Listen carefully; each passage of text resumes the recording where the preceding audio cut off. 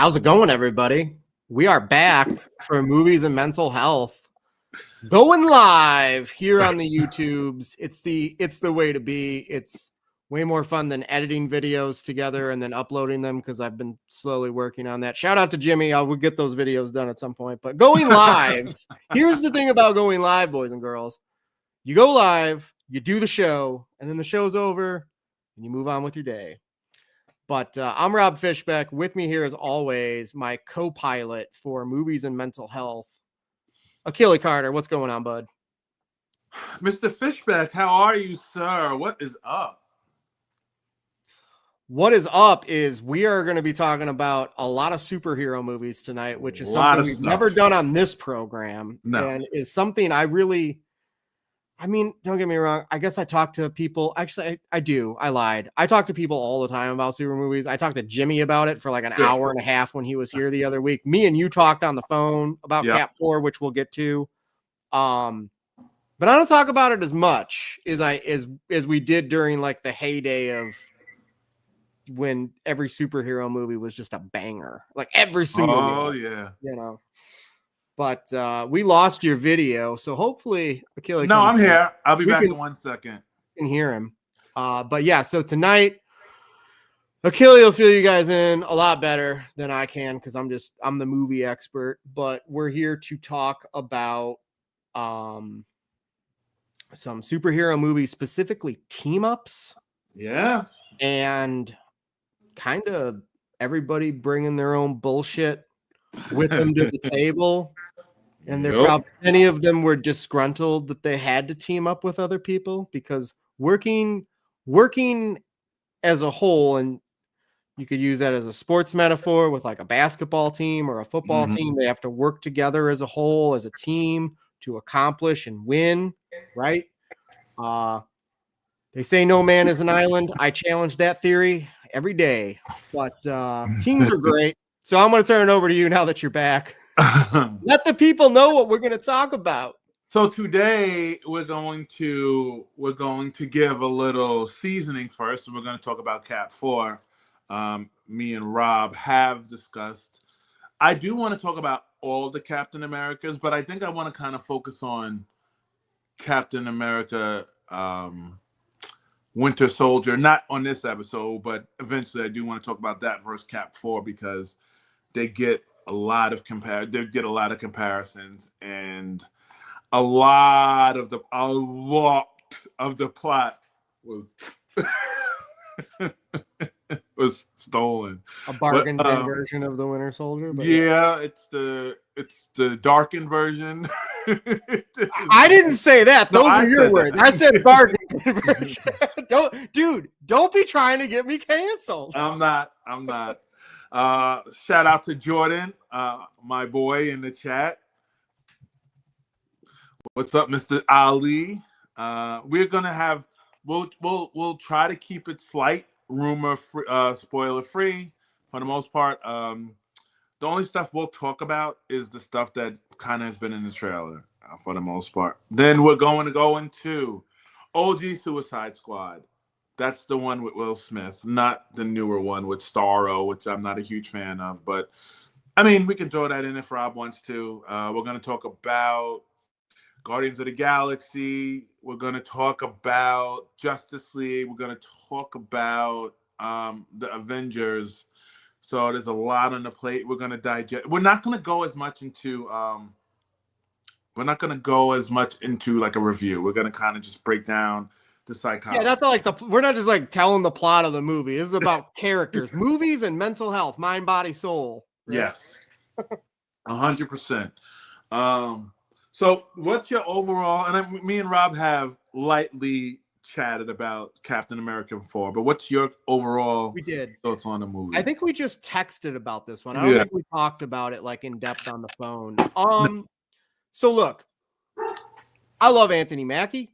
He's great. I mean, going back to like the Hurt Locker days, you know? Yeah. It's not his fault.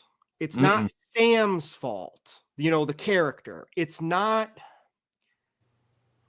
going into this for the last year has been oh boy, this is either going to be just a total abysmal abomination or it's going to be fine. I didn't, as excited as I was to see it, because I love these movies. I Yeah. knew it wasn't going to be a great one, and that's just because I know way too much about film. Yeah. And they had a lot of troubles in their production with reshoots and just kind of the whole. Unfortunately, these are not all individual cars driving along the highway anymore that all kind of are these individual cars that like fill the highway up. Because of what the MCU's done, I mean, honestly, like because of what they did with Infinity War and Endgame, everything after that, everybody's like, so for example, and I'm just kind of like making this up on the fly, like this is like an engine component of the car. It's not the whole car. The MCU is the car now. They're not individual things, unfortunately, anymore. And that's got, the pros of that are basically, if you're into this and you follow it, it's the coolest freaking long form soap opera you're ever going to watch.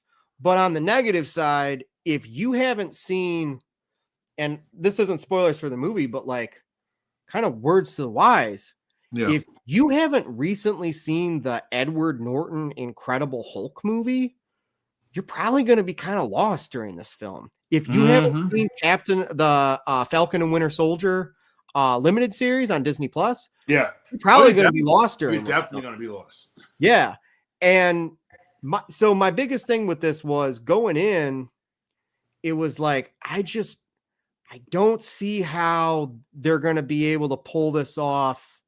I was just hoping it wouldn't have been, or it wouldn't be as big of a failure as the Marvels was, which sucks for that movie.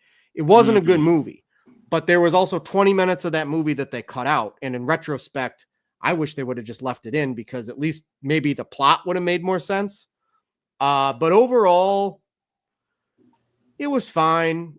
It's forgettable. I gave it 3 stars because it was entertaining enough to sit through and not check your phone. Yeah. And I like, without spoilers, I liked a few of the things that they set up, sprinkled throughout the movie. That was cool. And it's got great talent. There was great talent all around in that film. Yeah. And it just seemed to be like a generic, like it's almost like they had AI write the script. I know they didn't, but it's like, and this has been the drum I've been beating for the last 2 years. I don't feel like these movies are being written well. I don't think the third act was written well.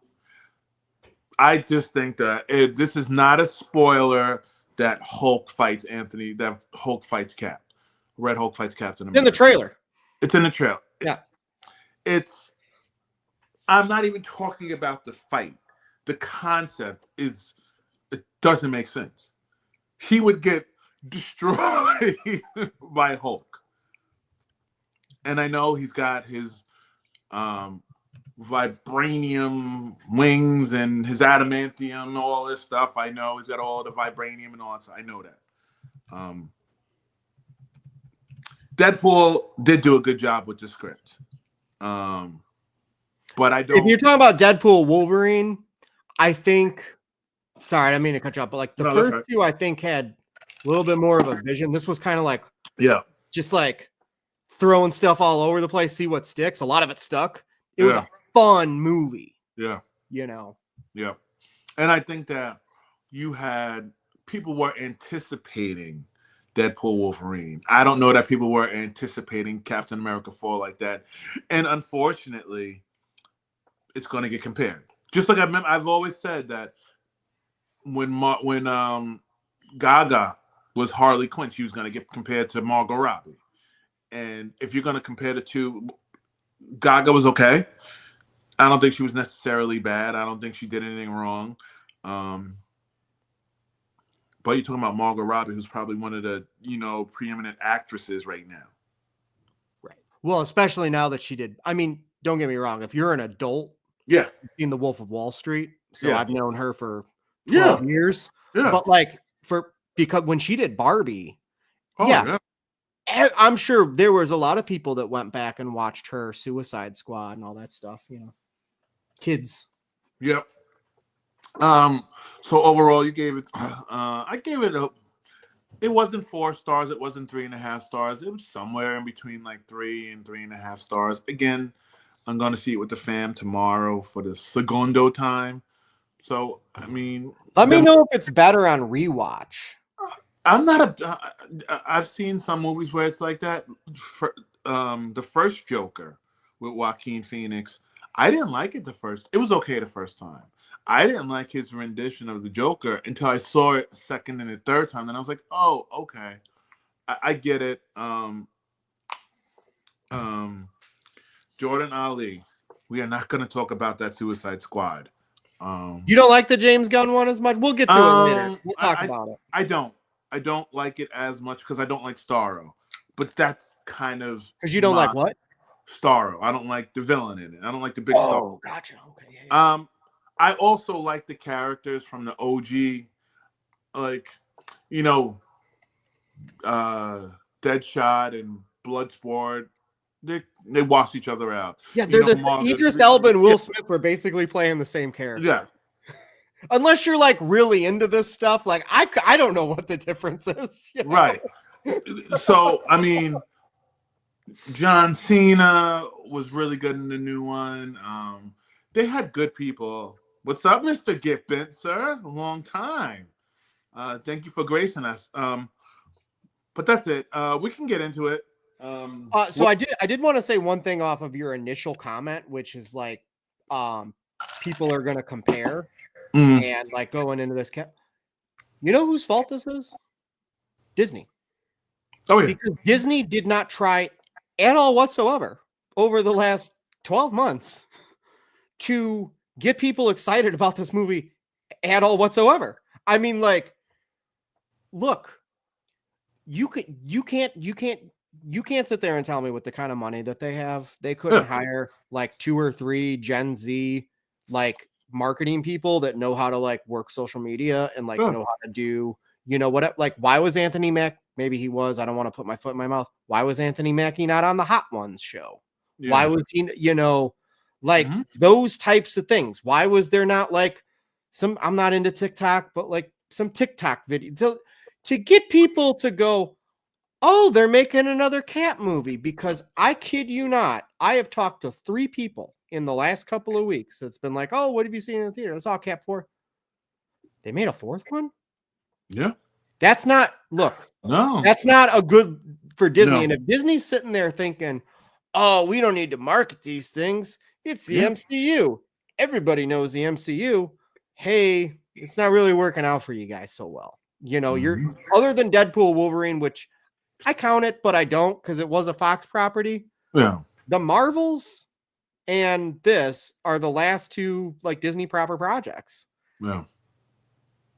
And and it sucks. And you know why it sucks the most? Because one is the female-led movie, and one's where the black guy leads the movie, and that fucking sucks. Because it's like, oh, you know, with all like the culture wars and like all that kind of stuff, and it's like, you guys made these movies with, you know, other people that just don't look like me, but they're not that good, and like it's a quality thing. It's not because of any of those reasons. You know what I'm saying? So it's like, what are you guys doing? Like, you had this in the bag. Why did you drop the ball?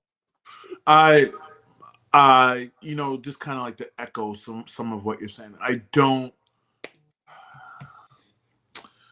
Anthony Mackie, he's just like charismatic, and I think he's good as Cap. And you know, some of the other people around him are really good. You got some other OG veteran actors that you got Harrison Ford. Harrison Ford showed up to play. He was pretty good. Like, I don't think the acting was necessarily bad. Even the new Falcon, I can't remember his name. What is it? Juan something or Juan. Is it Torres? Maybe. Or is that the actor's real last name? Yeah. I don't remember that. I don't know. Is it Juan Torres? Is that the character's name? That might be the character. He's like the new Falcon. He was all right. Wasn't bad. But again, I don't blame the actor. I blame the writers. Yeah. you know? And that's what I think. And I think that like a lot of, and I've said this a lot about a lot of movies recently. You know, this is my similar. I don't feel like the movies have been written well. They're one good, like one scene was good. Like we saw Wolf. Why did I see Wolfman? When Wolfman came out, I saw Wolfman. It was the same thing. It was okay. Then it that was your first comment. That was the first thing you put in your text was like the writing wasn't very good. And you know, I feel like I don't know if they're getting AI help. I don't know if they're having too many pots, too many cooks cooking because they're having so many people work and then rework again and all this stuff. And it's just like, get a good script first. I can't comment on the Wolfman, but it was kind of jarring when I saw that there was like 5 or 6 writers on the Captain America film, because it's like, whoa, these look like pop songwriting credits of the modern era where you got like 6 writers on a song. And it's like, you look back at the day, it's like Smokey Robinson could write those songs by himself. Yeah. You know what I mean? Bob Dylan could write, they didn't need no help. You know what I mean? And it's fine, like if it's like 2 people writing a movie, like for sure. For sure. Or like somebody comes up with the story and then 2 other people write. Sure. But when you got 5, 6 writers on it, that's not a good look. And to answer your thought, I don't know if this is true, but this is my guess. Everything what you're saying is correct. I don't know about the AI part so much, but I think they were given a task to do and they weren't given like parameters of like, we got to make this great. Yep. And then the MCU, unfortunately, because of the Jonathan Majors situation and possibly some other things that just hadn't been working, they were like, well, whatever you guys did, that's cool. We need you to change half that script now to get this stuff shoved in there. And then it's like, but that's not what the artist's intention was. And Ryan Coogler is able to play in a sandbox where hey, Ryan, you got to fit this in, bud. Can you fit this in there? No problem. But then the other 90% is his vision. And it works. It worked with the Russo brothers. It works with James Gunn. And it worked with Ryan Reynolds. That's another reason he spent like 2 or 3 years working on Deadpool 3. Yeah. You can see that he just like artists that come out with albums every year. Yeah, they're fine. There's some that are great. Some people are just talented. Sure. But when you see somebody takes and form and sculpts an album, you can tell a difference a lot of the time. Well, like Taylor Swift, you know, she dropped an album every 2 to 3 years. Yeah. And it's a big deal. You know, whether you like her music or you don't like her music, I'm kind of in the middle with it. I like her older stuff because she's the same age as me, but like, I respect it. And it's like, there's not a bad word in those lyrics. There's not a bad melody. And like, they took the time, you know, but I just feel that this had outside contributing factors, like the whole, like my vehicle metaphor. Yeah. And then it had inside contributing factors, which were, why is there 5 writers on this movie? I mean, that's never a good idea. No, I mean, and you talk about the Russos who wrote the Infinity Saga, both Infinities. It was just them and McFeely, and I can't remember the other one's name. Right. It was just the 4 of them that wrote, as far as I know. I mean, there might have been other people that contributed, but they were the main 4 writers. Right. Yeah, Mr. Ben, I agree. I do think that some of the intellectual aspect of writing has been dumbed down so much that it's not, and I look at script writing as creative writing. It's just mass production writing. You know, like you were saying. Like even if you look at music nowadays, and we'll go into the topics in a second. When you look at music nowadays, it's almost becoming genreless. When Beyonce can put out a country album that sounds like an R&B album that has some country songs, and then country people get pissed off at her because in her mind she was doing country, but was she really doing country, or was she doing Beyonce with a country? That's a long conversation. Here's why. I'll hit my points real quick because I do want to comment on this Beyonce thing. I listened to that album when it came out, and there's like 4 songs on that album that are really good, including her cover of Blackbird by the Yeah. Beatles. Like really good. Like I've re-listened to them multiple times. Unfortunately, because back in the days of LPs, record albums could only be 44 minutes long, and then CDs came out, and now we live in a streaming era where one album could have 30 fucking tracks on it. I think there was a little too much fat that should have been cut out.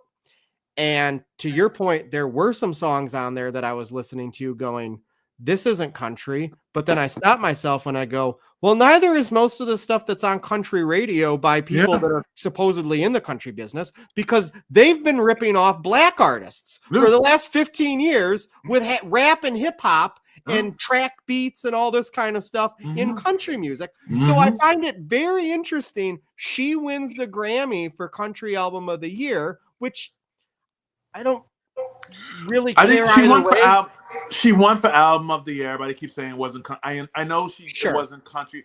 She won for album of the year, but it was a country album. That's how she wanted it marketed and labeled. For sure. I will say, and thank God I didn't comment on it, but I will say it was a really bad look when you had like a few dozen white men that have been in the country business for 25 plus years mad about that, because it just looks racist. But there's and I'm not, and this isn't, and I'm not even trying to delineate by race. Sure. No, I know. It's just funny. It was just funny reading some of the stuff. It is, because it's the same thing with Eminem. Eminem gets so much shit. Like, you can say you don't like him. He's not a rapper. He's white. He's this. He's still in the club. Eminem sold so many fucking albums. What is he? Diamond? Like 20 times. Like, you don't have to like Eminem, and you don't have to think he's a good rapper, but he is a good rapper. But he's a rapper. Like, and Beyonce made a country album. Like, they're true. Yeah. You don't have to like it, and you don't have to agree with how they labeled it, but that's also in the same way that Taylor's flipping to pop music now. Right. They're not stupid. Listen to Bruno Mars lately. Bruno Mars isn't sounding like the old Bruno Mars. He's sounding like Bruno Mars. He's always going to have a phenomenal voice, and he's always going to put stuff, but he's not really singing pop music. Gotcha. Yeah. Exactly. 100%. Yeah. Beyonce made a country album. It had some really good songs on it. And Eminem is a rapper. Yeah. And those things are true. Yeah. And it's like, you can knock it and yell and scream and hold your breath and stop. But the truth is the truth is the truth. Exactly. That's it. Exactly. All right, let's get into the shit, sir. I've seen all of these movies so many times. The only movie I've seen one time is The Suicide Squad. The 2021. Yes. And I've only seen Guardians of the Galaxy. I've seen each of them one time.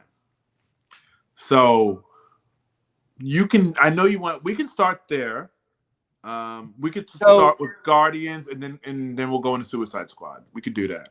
And then so we'll do Marvel DC. Cool. Yeah, I wasn't thinking about that, but yes. See how that's smart. Fine. We can do it however you want. That's why you're a DJ. Ticket. Yeah. I've never done that before because I'm too scared to scratch my records, because it's like I don't know how to do that. Anyways, another story for another day. So we're talking about teamwork, and these are 4 great examples. These 4 movies that are on the thumbnail, right? And also with that, there are 4 totally different ways to assemble a team. If you will. One's curated by Nick Fury. One is just total happenstance with the Guardians. One's curated by Bruce Wayne. Mm-hmm. And then the other one's curated by, why am I blanking on her character's name? Amanda Waller. Thank you very much. The great Viola Davis. Who kicks ass in that role too.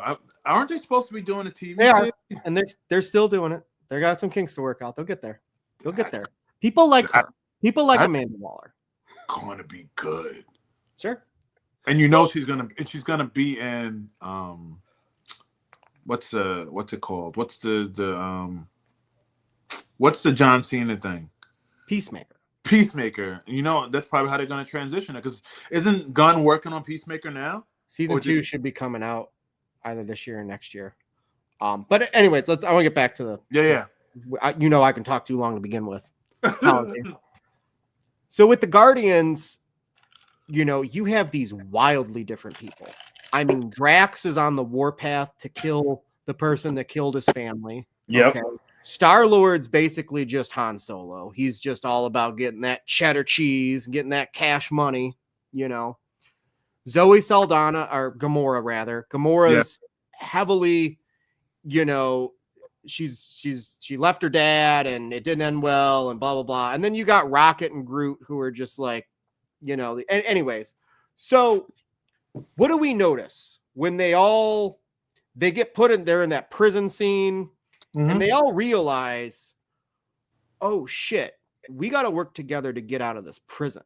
Mm-hmm. And then they do it. The parallels come in. And then they do it. And then they realize they have to work together so in order for each person to get what they want, what they're in search of, they have to work with these other people, because if they all work as a team, they can all get what they want individually, if that makes sense.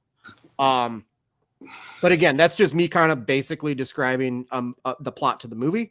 Yeah. I would like to turn it over to you to psychoanalyze all of it. So let's look at the Guardians, and I haven't seen 2 and 1 in a long time. It doesn't matter. We just focus on the first one. But yeah. Oh, it's okay. Sure. Well, there's a lot of parallels between that and the other ones, but I think what works for the Guardians is that, like you said, they're in a situation where they need each other. And a lot of times that'll pull people together where, hey, in adversity, and, we've gone through this where we have all this adversity around us, and now we have to kind of work together. And you have to let your situational awareness be higher than your ego, right? So their situational awareness is they need each other. You need you need the Groots and the Rockets and all of them to work together, because they all have a skill set that they're saying, okay, we got to get out of this. But that's just the mentality. That's a lot of the group mentality. That's how can we work together? And a lot of times when I talk about the group mentality, they talk about it in a negative way. But this is a group mentality in a way where, if you look at it as them, what they needed to do, break out of prison, as a positive for them. So to them, this is a positive. Just like, even if we take the new Halloween, they wanted to get rid of Michael Myers. And it's that same mentality. It overall worked against them, but it's that same mentality of we have to reach a common goal. And a lot of times when there's that adversity, it brings people together. So one of the biggest, if you went diagnosis-wise, they all got a whole bunch of shit going on. They're all yeah. They're all batshit crazy. I mean, Star-Lord's mom died, who was like his one connection in life, and never knew his father, and then later on finds out his father is literally a god living planet. But that's for another conversation. Yeah.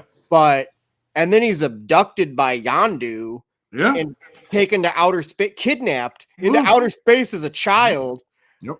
Buddy, if he walked into your office, you'd be like, I just hit the gold mine. I'm good for the next 10 years. Like, you would be like Tom Hagen in The Godfather. I have one very special client. And then Gamora daddy issues, Drax, grieving, anger, blah blah blah. Rocket we don't learn about until the third one, but it's like, but that dude was fucking tortured. You know what I mean? Like, but all of them were displaced. Gamora and Nebula was taken from their planets, and then Thanos, oh, that's my father. And they did Gamora a little bit in 2 and 3. She talked about missing her family, but it was hers turned into anger towards Thanos. Nebula turned into, and I hope I'm not getting it wrong, Nebula turned into anger towards Gamora. Correct. And then they had to figure it out. And so it's just and then she figured out, oh, I'm gonna go join the Guardians and leave Thanos because it was, and it's interesting that they both walked the journey to get to the same place, and Nebula, Andrew threatened to eat Star-Lord. I'm gonna need you to stop polluting our airwaves with this, Jordan. Jordan, you are welcome to type as many comments as you'd like, my friend. Yes, Jordan, bring the smoke. I like it. So when you talk about just there, a lot of them were displaced. Rocket was displaced. Drax was displaced. Gamora, Nebula displaced. Star-Lord displaced.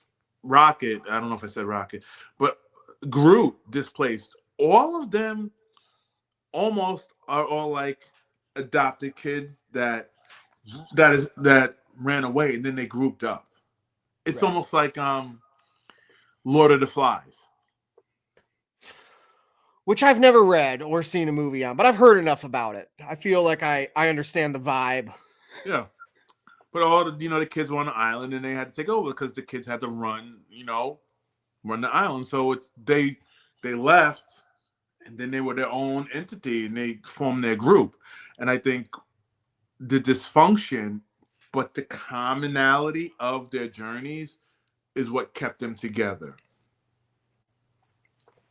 That's my my nickel psychological analysis of the Guardian. I love it. Yeah, because they are a very unruly bunch. Oh, They're if the title hadn't already been taken, they are the wild bunch of the MCU for sure. Mhm. Like, Mhm. like the Avengers, and it's funny because we'll talk about the Avengers movie later, but like that movie came out a couple years earlier, and it was like, like all these different people coming together, and it's like, Yeah. James Gunn's like, hold my beer. Right. and it's funny because it's different, and then you're gonna kind of see that the Avengers and the Justice League are kind of the good guys, and the Suicide Squad and the Guardians are kind of like the bad guys, aka like the misfits. And then the Guardians redeem themselves and become the heroes, and Suicide Squad kind of does, in some ways, but we're gonna move on to Suicide Squad in a minute. My only hang up is some of those people committed multiple murders. Oh yeah, and I don't think Star-Lord or Rocket did that. But you're right. Neither here nor there. But I think Gamora and Nebula made up for them. This is true. Gamora. So I would look at. I would say they're probably more like anti-heroes, half and half. Mm-hmm. But I do think that their experiences are the things that kind of united them. And that's why I think they were able to overcome the struggles because they came from adversity. They were grown out of adversity. You think of Bane's story coming out of the pity thing. He overcame that. Did you watch Creature Commandos? Oh, come on, Jordan. So, what was I gonna say? So yeah, also on the Guardians, I think that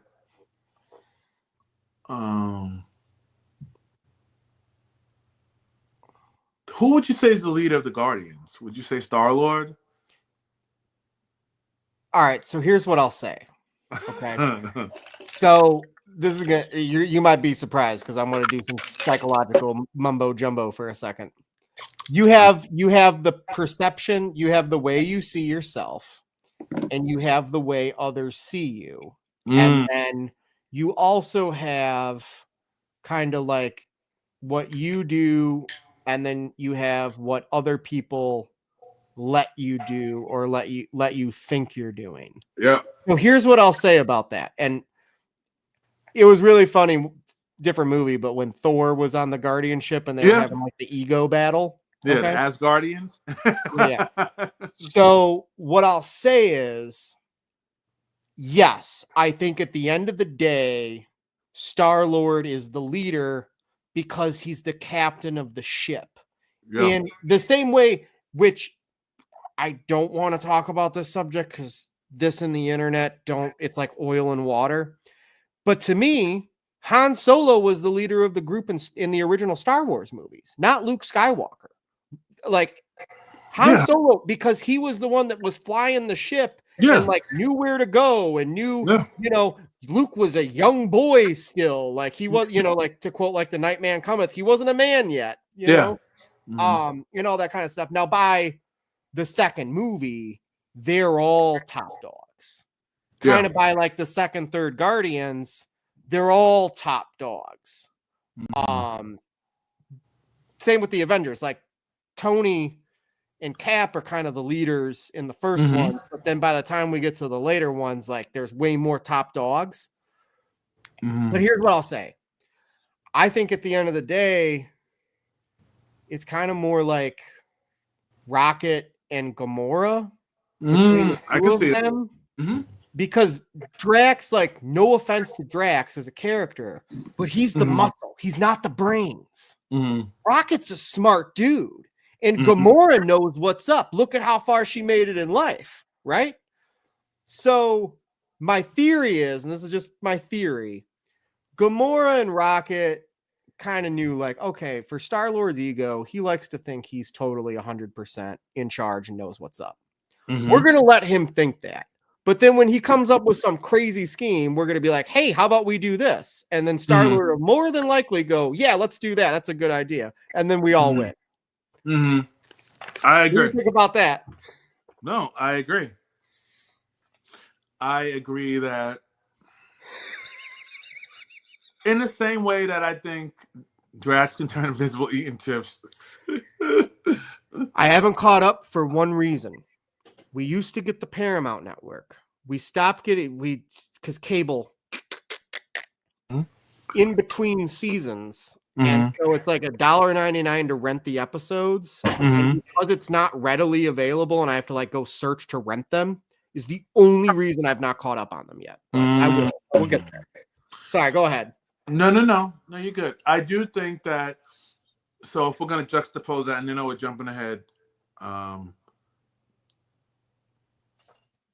of the groups have two leaders for the most part, except the Guardians don't really have a sussed out second leader.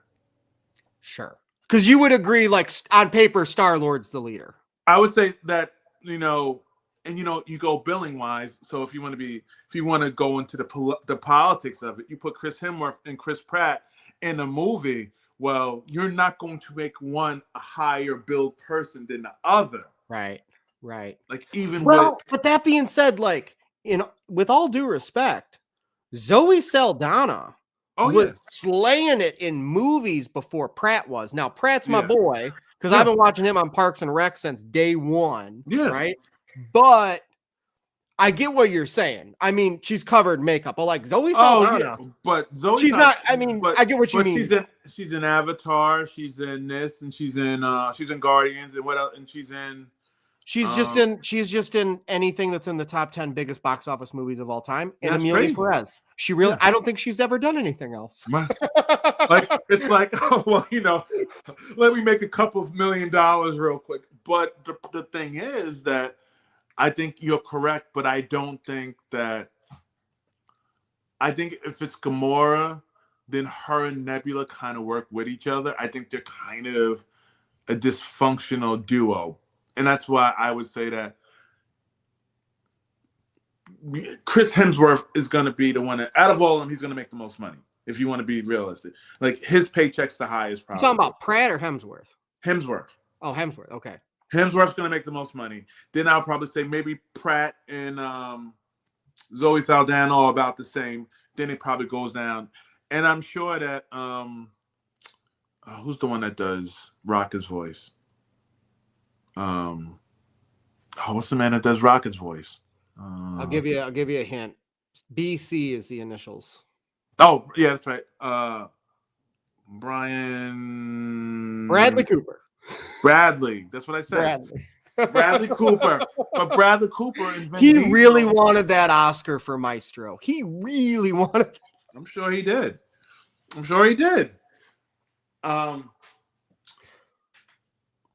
So I would say, I think Chris Pratt is the face of the Guardians, but every chance they got, they're knocking him. None of the other groups does the leader get Get shit on all the mocked. time. Get Right. mocked. You Right. know, because Cap and Tony might not have agreed on everything, but they never, except for the one scene where it wasn't that you're not, it's I couldn't trust you and you lied to me when I needed you. You talking about that scene in Civil War? No, not in Civil War. Oh, which one? In Endgame. When he came back, remember when he was really skinny? He said, "You lied. You are a liar. I have nothing for you." He said, when he did that, that was the only time you really saw Cap and Tony one actually like undercut the other person, like really talk bad about the other person, because any other time it was a disagreement, and they always, when it mattered, were on the same page, except for Civil War. Dude, I've really been wanting to do a rewatch of like do Winter Soldier, Civil War, Infinity War, and Endgame. And it's been like maybe 2 years or whatever since I've done that. Just those four, or just those three: Civil War, Infinity War, and Endgame. I might hop into that later tonight. Like you get me all riled up about the MCU again. Oh, you're gonna a little 9-hour jaunt. So, you know, and I think that's the psychology. So when we look at the Guardians, just because we were talking about them, we could talk about the Suicide Squad, and we can pick either one. Let's move on to the Suicide Squad. Yeah, it doesn't matter which one you pick. I mean, it's in essence, it's the same type of characters for both. I didn't like Starro, but I didn't like Enchantress either. I thought they were both terrible villains. So like neither one was a good villain. No. You know. And which is interesting with the Gunn version, because Gunn writes good villains in his Guardians of the Galaxy movies. Like you had the Collector and I'm blanking, was it Ronan the Destroyer, and then Kurt Russell. Well, here's the deal. I think it just kind of helped that they hired Kurt Russell to play the villain in the second one, because he's so damn charming. Yeah. Yeah. 100%. And, you know, I do think that, I mean, if you want to say, and Jordan made a good point, you could say Amanda Waller was the bad guy and the good guy. I don't know if she was really the antagonist, because you're not going to have that. I think that would have been too cliche for you to have the person who put the group together be the person that is the bad guy. I think they needed that, where the Guardians, they had that thing that brought them together. I think the thing that united the Suicide Squad was Amanda Waller. And yes, it might have been by force a lot. But I think she did bring them together. So when you talk about the psychology of just surviving and, I'm going to get years off my sentence, and it's stupid, but the idea of being free versus being in that stupid prison they were in. Yeah. But what are your thoughts? You can go ahead. So we were talking backstage before we started our show. I won't say what movie, but Achille recently lightly dozed off in the theater watching a film. Yeah. There's only one movie I've ever fallen asleep during, and that was David Ayer's 2016 Suicide Squad. I was so gang. Here's my 30-second background. I was so excited for this movie to come out because Will Smith and Margot Robbie. Yep. And I wasn't that. Oh no, I was. Jared Leto's coming off of his Oscar win from Dallas Buyers Club. And I thought he gave, I cried when I watched that movie. Like, he was so damn good in it. And I remember hearing they were going to go R-rated possibly, or like a hard PG-13. Anyways, blah, blah, blah. Then that trailer drops with the Bohemian Rhapsody song in it. And I was like, cool, this kind of looks like Guardians. Well, that makes sense. This is like the DC. They were politicking, and they were trying to sell it as the Guardians of the Galaxy in the DCEU, right? And then I saw this movie, and first of all, look, we don't need, just because James Gunn knows how to do it, and he knows how to do it. I would know how to do it.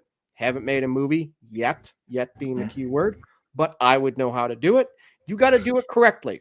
Mm-hmm. You're going to put a bunch of pop songs, and I just say popular music songs, in a film. It has to gel and jive.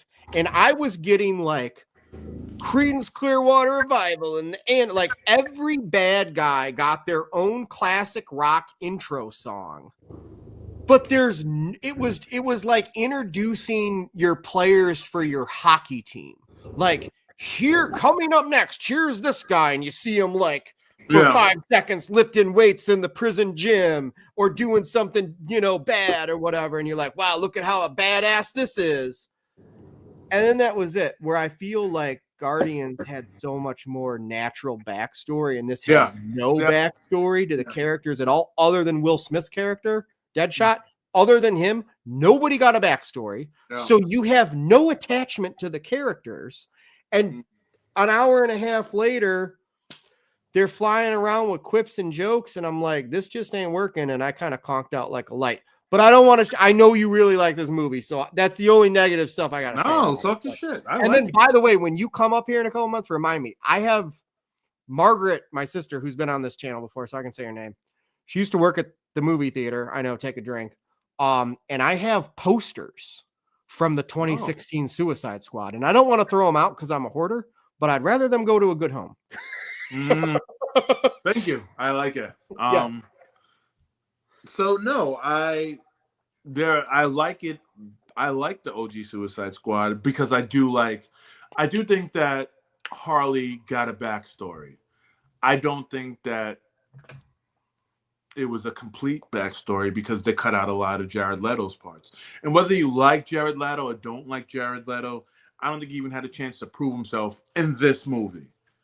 Do I think he was being wild and weird and all that stuff? Probably, because apparently he's a method actor and all of that stuff. But, whatever is whatever. I don't like the villain because you can say Amanda Waller is the antagonist, but Amanda Waller is also the one that keeps it going. And the nature of her person, her character, is to keep everybody going. It's to keep everybody on track. Like Jordan said, I do think the scene where Batman catches Will Smith Deadshot with his daughter, I think that's a really good scene because he had a chance to say, how much of a bad guy is he? Is he going to kill Batman while his daughter's standing in front of him? Because then it's like, okay.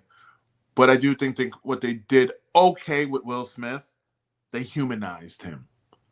They humanized Deadshot, and he's supposed to be this mercenary for hire, but they humanized him.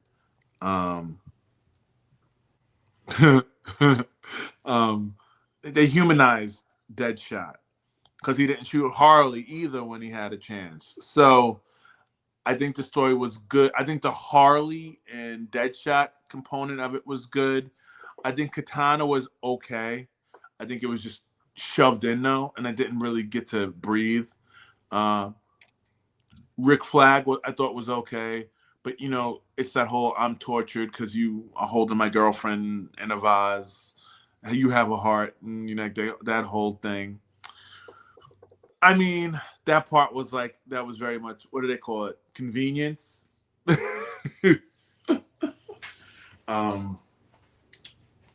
I think in terms of them working together and them being an effective group, I think the Guardians were an effective group because they were good at coming up with a common goal. Were the Suicide Squad either time, were they good? Were they effective? Were they an effective group? I don't know. I don't know if they were an effective group. I think the second time maybe a little bit better because you had different personalities, and Margot was kind of the lead in that one. And I think James Gunn wrote her personality better. Right. Well, she's also, Investing I yourself. mean, not to get like boring on everybody, but like you also got to remember the Birds of Prey movie was sandwiched in between both Yeah, versions of the Suicide Squad. And yeah, she's the only one that had any success outside of the 2016. So that, and she's Margot Robbie. So that yeah, kind of, by the way, there's a, I do want to comment real quick that the idea of free will versus being forced, yeah, the Guardians could have said, fuck you guys, we're yeah, going it alone. yeah, And they may or may not have been successful, but it was free will for them to yeah. join up. Mhm. Whereas the Suicide Squad, in both cases, and I know we're focusing on the original one, but it was like, hey, do you want to get 100 years off of your 300-year prison sentence? Yeah. Okay, great. Go over there. Oh And by yeah. the way, you're going to have this tag. And if you fuck around, we're going to kill you. You know what I mean? It's like Mhm. a little But different. I also think that's the separating factor, that they're bad guys and they were served by themselves, for themselves. It was very egotistical, right? All of them are very narcissistic. All of them are very narcissistic. You know, even when Johnson, the Peacemaker, and what was Idris's name? No, you said it earlier. Was it Bloodsport, Yeah. Bloodsport, something like that. The two No, of them, it was even with Deadshot and Blood Sport. Yeah, Bloodsport, yeah, the movie Bloodsport. yes, Yeah. yes, Bloodsport, and the two of them going at it, like even when they were killing people, and it was just like, oh, these are the actual good guys. I think he made it a little bit more funny, but you saw that their ego was bigger than the trip, was bigger than the mission, was bigger than everything else. Like they didn't have to do that, and I think you see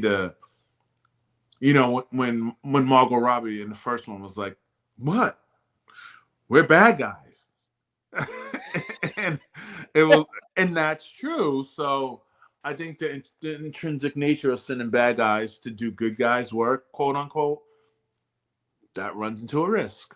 Self-awareness Yeah. can never be underestimated. It's always a great attribute to have, self-awareness. Yeah. Rick So let Flag. me ask you a question, Yeah. because I know you like this one. What's your favorite thing about the David Ayer Suicide Squad that you're just like, this one works for me compared to other things? I like the team. I Okay. like the team. I like the team dynamic. I do think, and this is one of the questions I think we have for later. I like how they work as a team. It's weird, it's dysfunctional, but they have to go in, they have to save somebody. So that means killing a lot of people. Well, what do murderers do? They kill. Very simple. And the people they're killing, and I think it's toned down because they're not killing people. They're killing blobs that used to be people for the most part. Yeah. Right. So their mission gets a little bit more empathy from people because you're trying to save somebody who you don't know is Amanda Waller till the end. Sorry, spoilers for Suicide Squad 2016. You don't know it's Amanda Waller till after they find her, and then you're just like, oh, that's fucked up. And in the Suicide Squad, that I feel like that had more of a superhero trope, like, oh, we got to fight Starro and we got to do this, which maybe it's James Gunn. Some of his movies just are fine to me. Like, I like Guardians 3. I thought Guardians 3 was really good. Well, I mean, like, let's be honest, like, other than Slither, which came out like 20 years ago, and I think he made one or two other movies. Brightburn. He didn't direct that though, did he? No, he produced it. He produced it. Yeah, as a director, like, he's outside of superhero movies, he ain't done too much. So yes, I mean, he obviously does it pretty well. Obviously, yeah. Yeah, and that's James Gunn. I mean, and I think that's some of his quirks with his sense of humor maybe just aren't my tea of cup. I know it's cup of tea. My tea of cup. I like that. I'm gonna steal that line. That's a good one. My tea of cup. All right, let's do the ones that have been beat over our heads. Avengers and Justice League. We can just kind of do them together because they're so similar. I think they're totally different. Okay, talk about it. So, and again, to be clear, and I want to make this clear from the thumbnail. I'm not talking about the theatrical cut. No, talking about the. I'm talking about Zack Snyder's Justice League, the 4-hour 4:3 Academy aspect ratio. Like, have I watched it in black and white? I have. I've seen it like 4 or 5 times. It's fucking great. So here's why I disagree. The Avengers movie is Nick Fury assembling all of these people for the greater good of the world, for the greater good of the universe, if you will. Mm-hmm. And a lot, Loki's obviously the linchpin for all of this. Excuse me. Whereas in Zack Snyder's Justice League, yes, you had the events of Zod in Man of Steel, and I'm blanking just because it's been a minute. Whatever the bad guys were in Batman versus Superman, it was some CGI. It was like Luthor, and then it was no, it was like some Doomsday. CGI like fire Doomsday. creature. What's that? Doomsday. Doomsday? No, Doomsday's in the Justice League. In Batman versus Superman, yeah, Lex Luthor. Oh, was it Doomsday? It was Doomsday. Doomsday. In Batman versus Superman, who was the fiery CGI? That was Doomsday? No, because I thought Doomsday was... That's Darkseid. Wow, my brain is mashed potatoes. Thank you very much. Thank you, Jordan. Yes, Doomsday, Darkseid, the saga of the D's. But anyways, and it's literally just like the first hour is Bruce Wayne like going to find Aquaman, going to find like on his, but he's also Batman. Like, no shade to Nick Fury, but like he's like Amanda Waller. He's running it from like the Pentagon or like the Situation Room, or you know what I mean? Like, we're talking about literally like Batman's going to find. But anyway, that's the difference. The rest of it's kind of very similar. Yeah, and I think you would agree. When I say that they're the same, similar, I'm saying similar in that they're all expressly good, doing expressly good things. I mean, okay, Batman, maybe you could say he's 51-49, because he's shooting people now, and he's carrying a sword or shotgun, handling a Glock, all of this stuff. I also think that you have Batman, but also kind of Stark kind of brought the Avengers together too. I know Fury found them, but it was Captain America, and it was Thor, and it was Tony Stark that kind of said, okay, we have to catch Loki. We have to bring everything together, make it all solidify. There was an idea. Yeah. Dude. Yeah. Still to this day, when the Infinity War trailer dropped and you got that Nick Fury voiceover, we had there was an idea. Yep. Oh, freaking chills, man! I still get them. Like, whoo! Yeah, 100%. I do think that when you look at the two of them, and we're not spending a lot of time. I've seen OG's Avengers, is one of my favorite movies. I've seen it 1,000,000,005 times. I've seen Justice League only because it's so long. I've probably seen it like 5 or 6 times. The Zack Snyder one.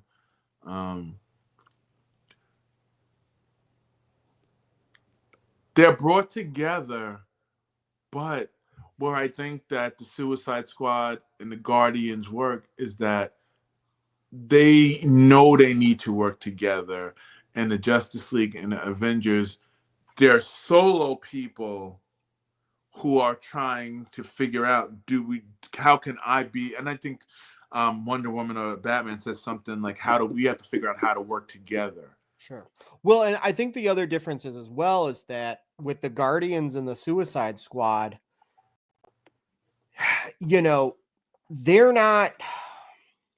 they're not going into it with this for the greater good heroism mindset. Whereas like what like specifically Fury, Steve, and Tony, I would say out of the Avengers, and most certainly Bruce and Diana, Wonder Woman. More Bruce and Diana in that, and then Steve, Tony, and Nick Fury in the event. Like they're going into this like we are heroes. We are power movers. Or whatever that word would be. Like we need to find more of us and then have this like dominant power. Like it was way more methodical.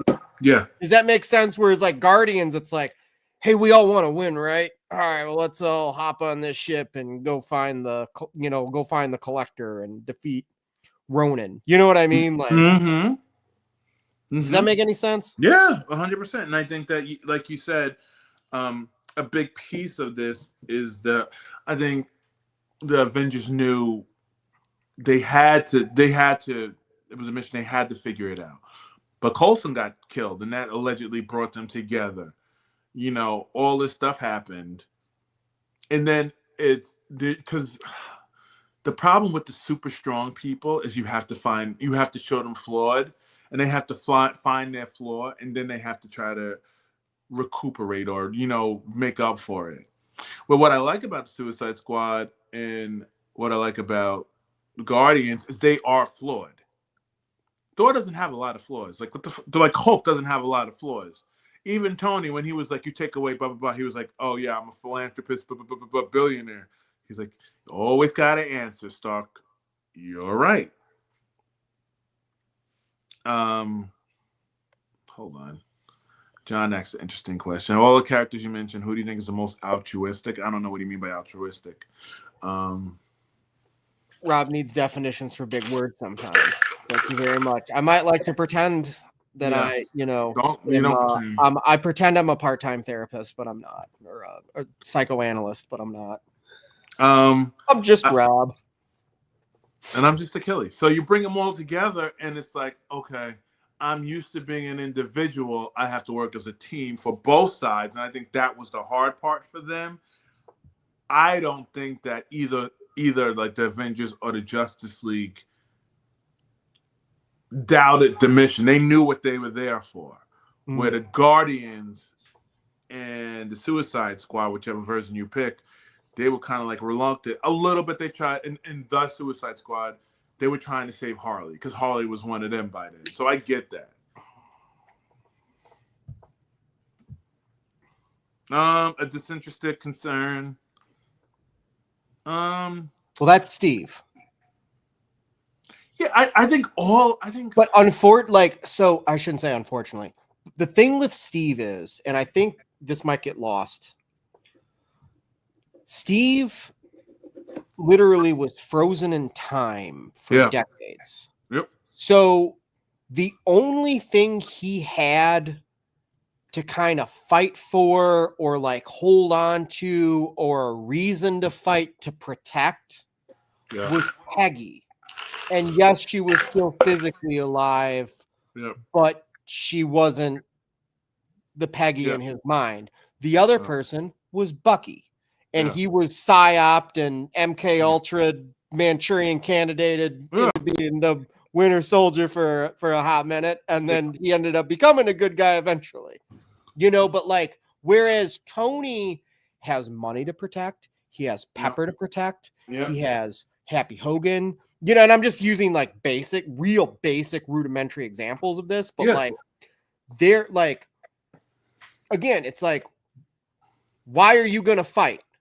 Everybody's got their reason. They could be different reasons, but it's usually for something. Whereas with Steve, it's just for the greater good. Like, and as dumb and boring as that sounds, kind of like Superman to an extent, like, that's what it is. So I would say him. What would you say, Achilles? I think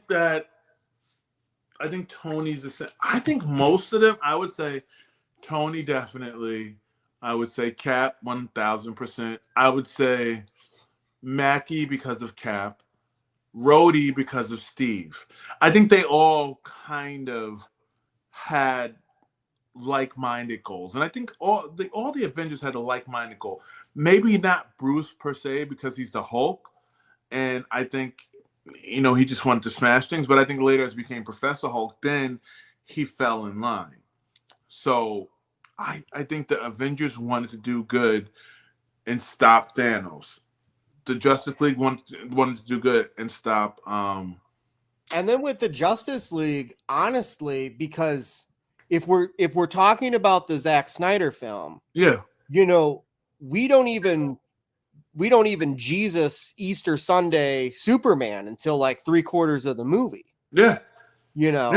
So I would say in that context, Diana would be the most altruistic character because also she comes from a different land. You know what I mean? Aquaman's got a lot to lose. Yeah. Bruce has already lost a lot and he's got a lot to lose. I mean, he's got Alfred. He's got whereas Diana, because she knows all the gals back at her homeland can protect themselves, she doesn't have to think about anybody else. Yeah. You know what I mean? She can just zero in on her, kind of like Steve a little bit. Right. Interesting. I think that the group dynamics, and we talked about a lot of this when we talk about the group dynamics and how they were put together. Bruce kind of put the Justice League together. And I guess Diana too. Bruce and Diana kind of put the group together. Fury put the group together. Waller put the group together. And then the Guardians put the group together themselves. I would say the spaceship that they all hung out in. I was going to say they put the group together themselves. Well, yes, exactly. Yeah. Exactly. So, I mean, is there anything else you want to say about the groups per se? No, we can talk about whatever you want to talk about. I just wanted, I already made the points I wanted to make. Let's see. You did that. I'm just looking over my notes from Rob's concerns. Yes, I would agree, Jordan. I would say Aquaman, he didn't care as much. No. But he definitely again, think about this in the context of your own life, right? And we all do this. Every single one of us does this. Your whatever important things or people that are in your life, whether it's consciously or subconsciously, affect many decisions that you make on a daily basis, right? And I would say that with Aquaman protecting Atlantis and protecting the people that he cares about in Atlantis, help with that. I think that's kind of what my point was about Steve and Diana. Yeah. Just kind of because of circumstance and situations, especially with Steve, it was just all about the mission. Yeah. He didn't have an attachment really to anybody else or anything else, like with Tony or Bruce with the money in the bank, But who do you think is the best leader? Who would you say is the best leader of the 4 different groups? Yeah, I know. Well, the reason that I hesitate is because I truly think Steve and Tony lead a unity. Like they lead together.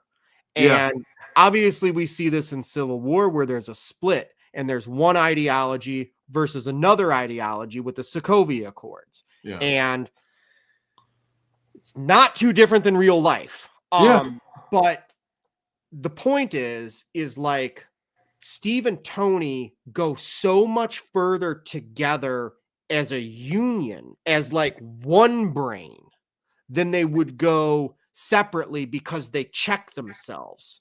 Yeah. Whereas I think Bruce most certainly leads the Justice League, most certainly in that film. I think halfway. I think the second half, Diana starts to lead. Okay. So who's the best? Yes. I don't know. That's a tough one. I mean, So- I want to say Steve and Tony because they can do no wrong, but to be honest with you, they to quote Bruce from Infinity War, the Avengers broke up. What, like the Beatles? Like they broke up. Yeah. And when the shit really hit the fan with Thanos, whereas with Darkseid, that's kind of where everybody was like, oh shit, now we gotta Come together. So to your point, if Diana's kind of the leader in the second half of the movie, I kind of want to say Bruce and Diana. What do you think? Deadshot, Harley, and Flagland. So though we are just talking about like these specific movies, it's impossible not to think of, like, not to at least in some part know about all the other movies that all these other characters are in. Yeah. And so that kind of like comes into play contextually. We didn't get, I mean, we got Birds of Prey, but we like, and that was still kind of a team up movie, right? Yeah. Like we didn't get Harley by herself. or Deadshot, or you know what I mean? To where like by the time Suicide Squad hits, you're like, oh, I already understand these people, right? Yeah. Mhm. So I don't know. I don't, that one I don't know how to answer. I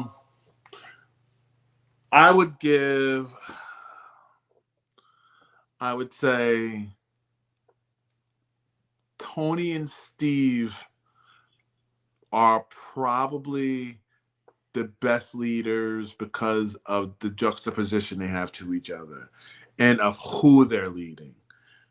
You're leading Thor, you're leading Hulk, you're leading, all of these Black people. Widow, Black and Panther, Hawkeye, and all Ant-Man, and Spider-Man, yeah. and You're leading some OG super strong, powerful people, and yes, they broke up, but I think that they broke up because they were trying to get to the same goal.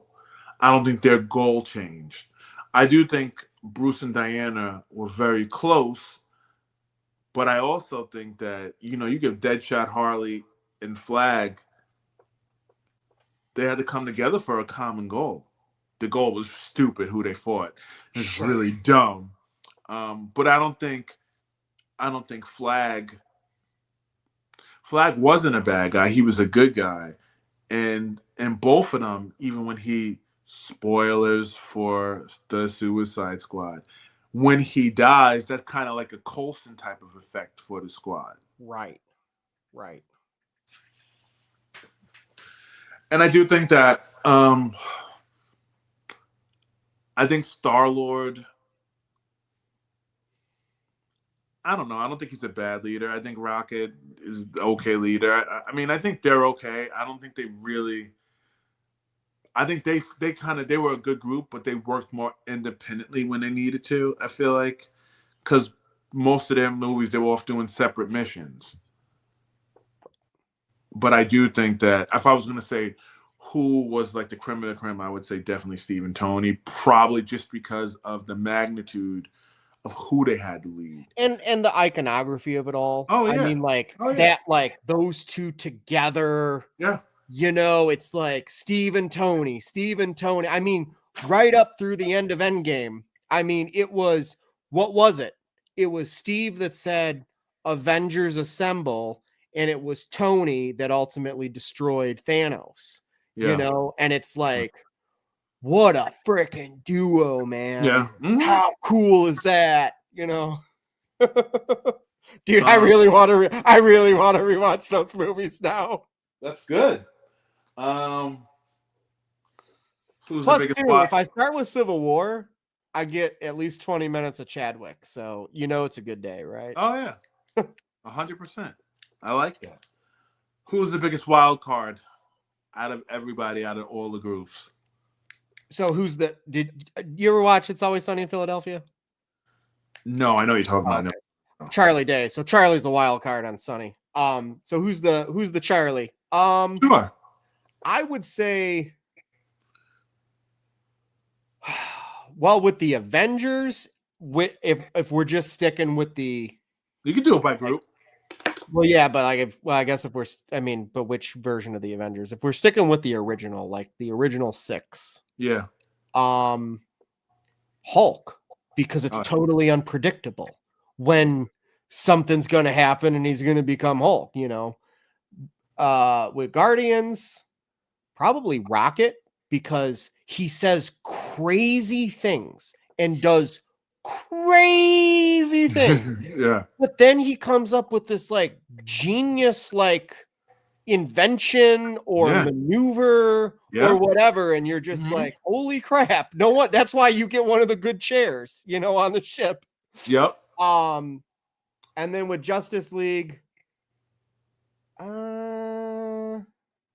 probably the Flash, Barry, but maybe that's a stretch. And then with Suicide Squad, it's obviously Harley because she's playing both sides the whole time.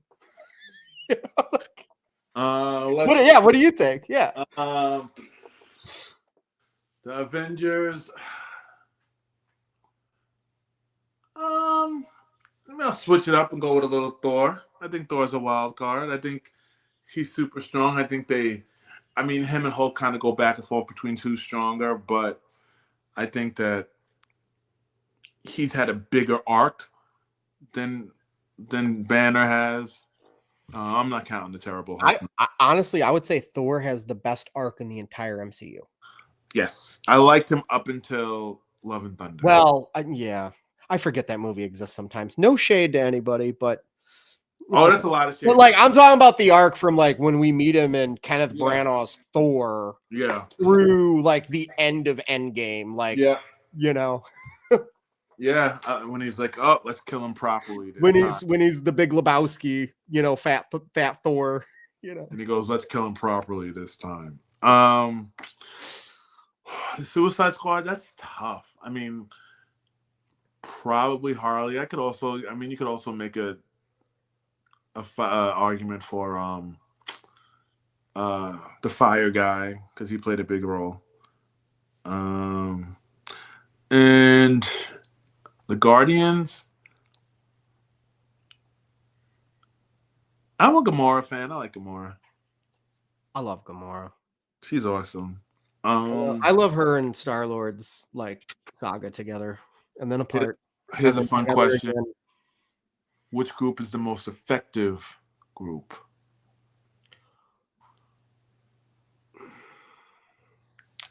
All right, here's my answer.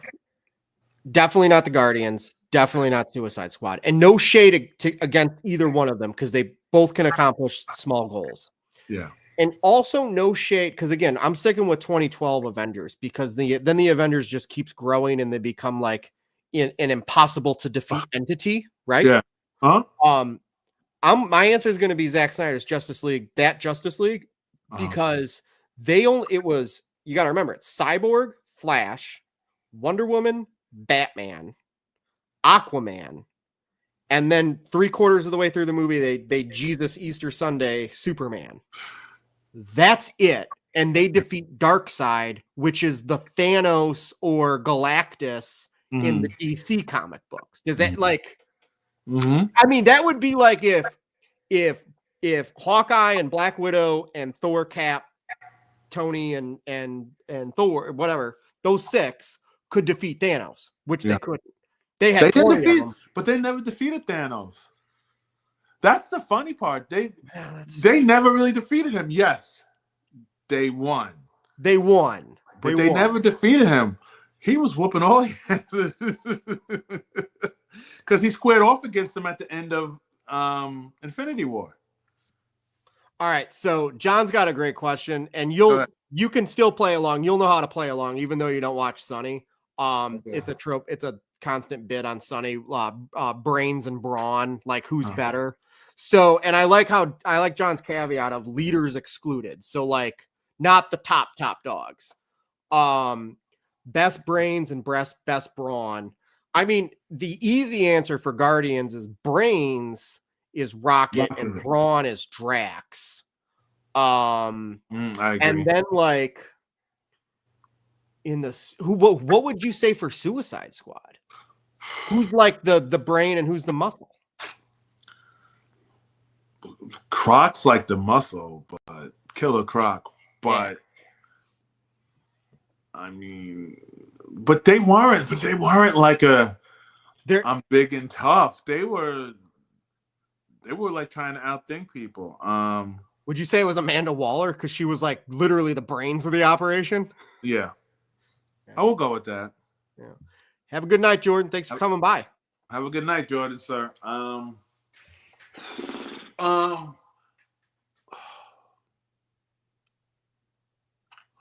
guess. I guess Flag was the leader for a reason. I don't know. Maybe Flag was only in the gun one though, right? He wasn't in the 16 one, was he? He was the one that got killed. Rick Flag, that's the guy. I might be thinking of somebody. Yeah, he's in the 2016 one. Yeah.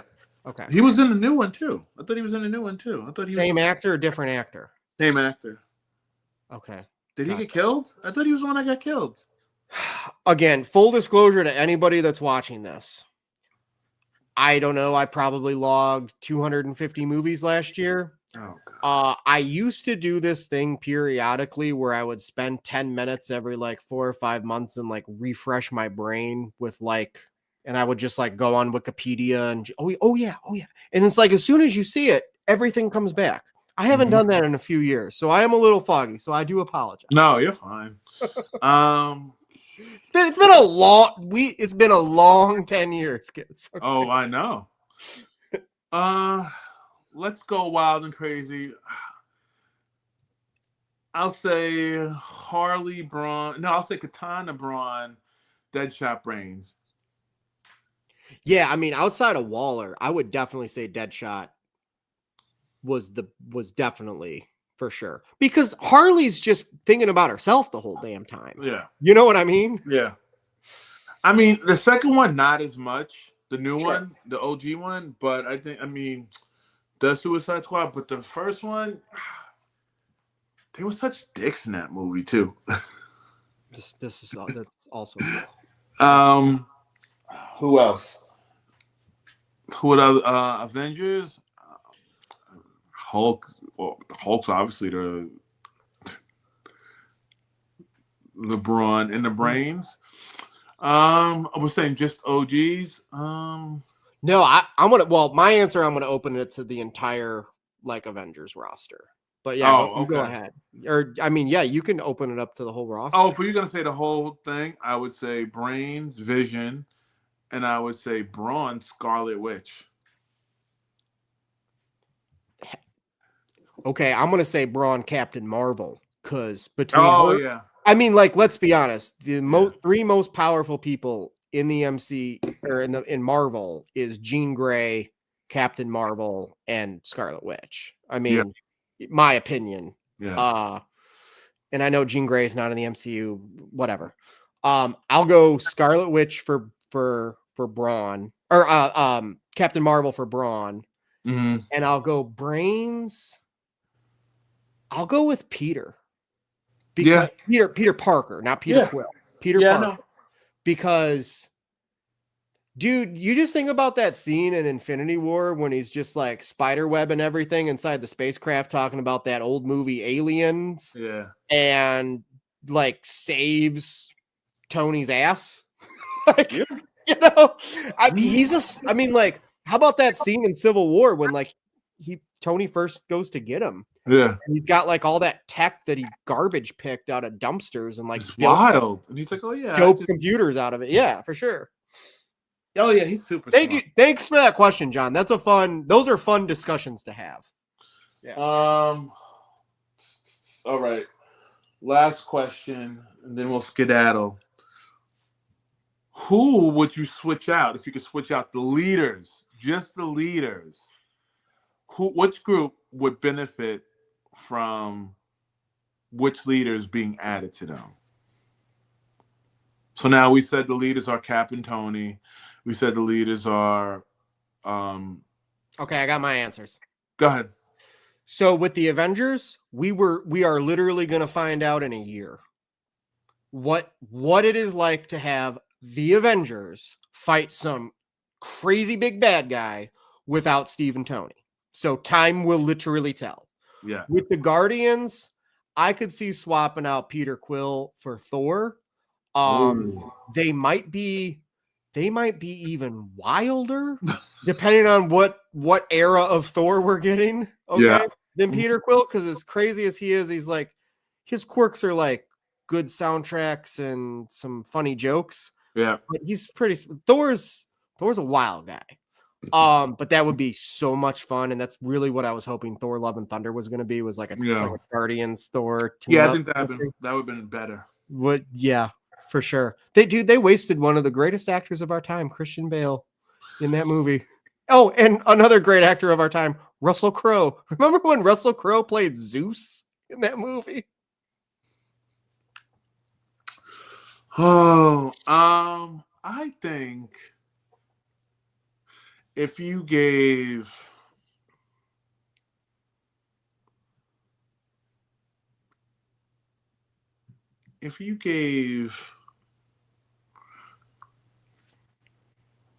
Batman and Diana to the Avengers, I think that would be interesting.